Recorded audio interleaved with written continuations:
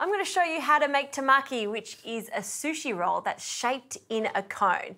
So first thing, let's get onto the rice. I'm using some sushi rice. Now, I washed my rice at least 3 or 4 times. You want to get rid of some of the starch there.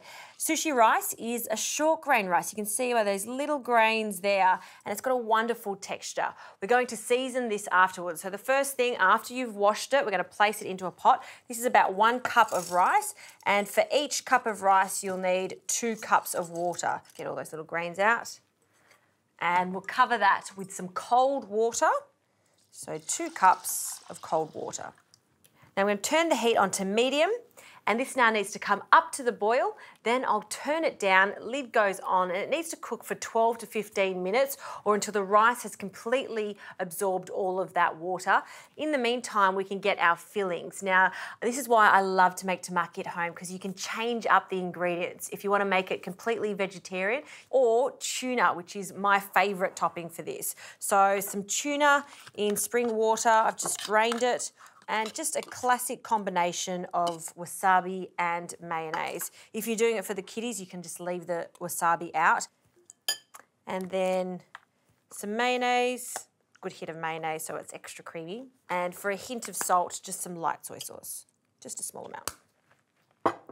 All right, we'll give that a really good mix, just so it starts to become quite flaky and sticky. And that's the consistency that I'm after. Now I'll pop that to the side and we'll wait for that rice to finish cooking. In the meantime, I'll prepare some avocado. I'm just going to cut it into little strips. Other ingredients you could add to this is carrot, so fine julienne. I'm also going to be adding some cucumber.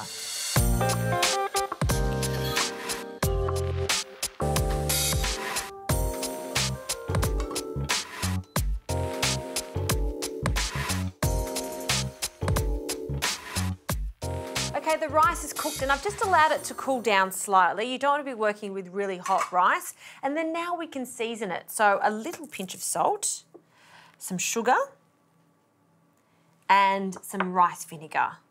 So a small drizzle of that. And then we're just going to fold that through our rice and it's ready to use. Okay. Start making our temaki.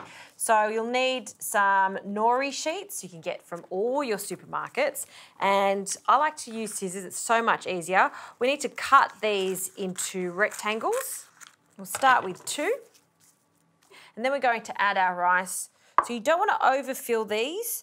We want to just add the rice to the first half of the rectangle. And if it gets a little sticky as it is, a good little trick is just have some water on standby, wet your hands, and then it's much easier to handle that rice. So get it quite even and add a little more to the sides.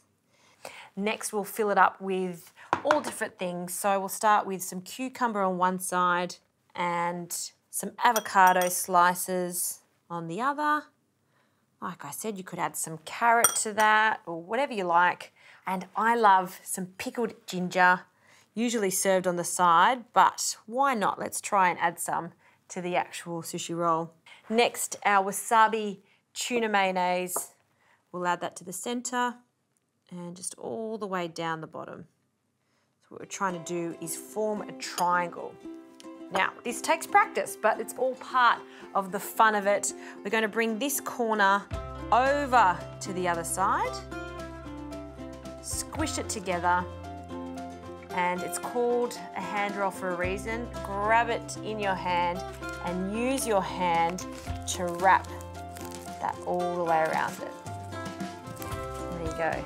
That's our first temaki. And another little touch is some togorachi, which you can get from all little Japanese grocers. It's essentially a red pepper mix, a lovely flavour, and I think it's a really great garnish.